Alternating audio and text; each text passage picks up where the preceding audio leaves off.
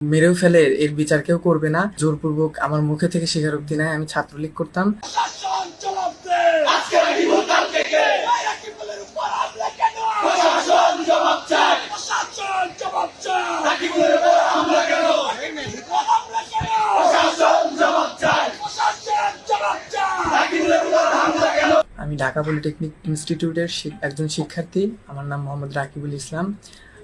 আমি হলে থাকি। আর সন্ধ্যায় আমাকে আমার পাশের রুমের ছাত্রদলের কিছু লোক আমাকে তাদের রুমে নিয়ে যায়। রুমে নিয়ে নিয়ে যাওয়ার পরে আমাকে তারা ছাত্রলীগের ব্লেম দিয়ে মারধর করে, বিভিন্ন অস্ত্রশস্ত্র দিয়ে।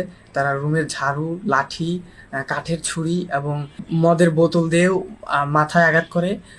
তারা আমাকে মারধর করে জোরপূর্বক আমার মুখে থেকে স্বীকারোক্তি নেয় আমি ছাত্রলীগ করতাম। তারা এরকমও হুমকি দেয় আমাকে যে আমাকে যদি তারা মেরেও ফেলে, এর বিচার কেউ করবে না। তারা আমাকে পিস্তল, পাশের রুম থেকে পিস্তল আনা এবং ছুরি আনার হুমকি দেয়। তারা আমাকে পিস্তল এনে আমার পায়ে গুলি করবে। এক পর্যায়ে আমাকে তারা জোরপূর্বক উলঙ্গ করে ভিডিও ধারণ করে।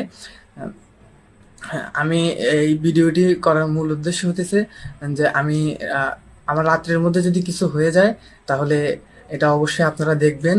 আমার সহপাঠী ক্লাসমেটদের অবগত করার জন্য এই ভিডিওটি করা।